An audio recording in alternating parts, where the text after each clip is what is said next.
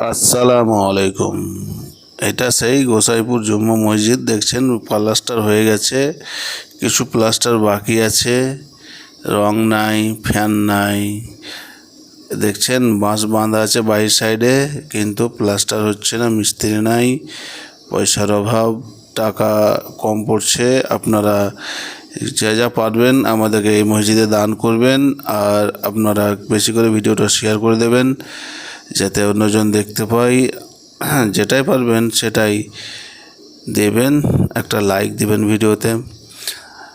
আপনি যত টাকা দান করবেন তত টাকাই গ্রহণযোগ্য হবে, আর এই দান হয়ে যাবে জান্নাত যাওয়ার একটা রাস্তা।